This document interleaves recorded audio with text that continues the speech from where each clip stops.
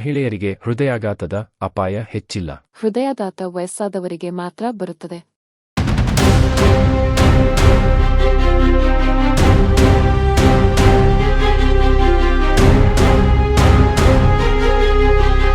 ಹೃದಯ ಪಂಪ್ ಮಾಡ್ತಿರ್ಬೇಕು. ನೀವು ಹಾರ್ಟ್ ಅಟ್ಯಾಕ್ ಆದರೆ ಸ್ವಲ್ಪ ಭಾಗ ವೀಕ್ ಆಗುತ್ತೆ, ಆದರೆ ಕೆಲವು ಸರಿ ಹಾರ್ಟ್ ನಿಂತೇ ಬಿಡುತ್ತೆ, ಹೃದಯ ಸ್ತಂಭನ. ಅದಕ್ಕೆ ನಾವು ಅಂತೀವಿ ಕಾರ್ಡಿಯಾಕ್ ಅರೆಸ್ಟ್. ಕಾರ್ಡಿಯಾಕ್ ಅರೆಸ್ಟ್ ಎಲ್ಲರಿಗಿಂತ ಸೀರಿಯಸ್.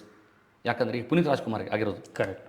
ಕಾರ್ಡಿಯಾಕ್ ಅರೆಸ್ಟ್ ಹಾಸ್ಪಿಟಲ್ ಬರೋಕ್ಕಿಂತ ಮುಂಚೆನೇ ಹೃದಯ ನಿಂತ್ಕೊಂಡ್ಬಿಡ್ತು. ಸೊ ಎಷ್ಟು ಪ್ರಯತ್ನ ಮಾಡಿದ್ರೂ ಉಳಿಸೋಕ್ಕಾಗಲಿಲ್ಲ.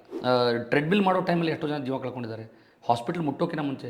ಇವ್ರಿಗೆ ಏನಾಗಿರುತ್ತಂದರೆ ಕಾರ್ಡಿಯಾಕ್ ಅರೆಸ್ಟ್ ಆಗುತ್ತೆ.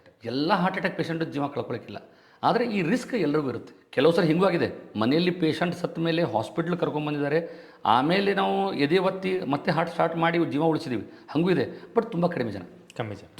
ತುಂಬ ಜನ ನಾವು ಯಾವಾಗ ಉಳಿಸ್ಬೋದು ಅಂದರೆ, ನೀವು ಹಾಸ್ಪಿಟ್ಲ್ 5 ನಿಮಿಷ ಒಳಗಡೆ ಮುಟ್ಟಿದರೆ ಉಳಿಸೋ ಚಾನ್ಸ್ ಜಾಸ್ತಿ, ವಿದಿನ್ 5 ಮಿನಿಟ್ಸ್.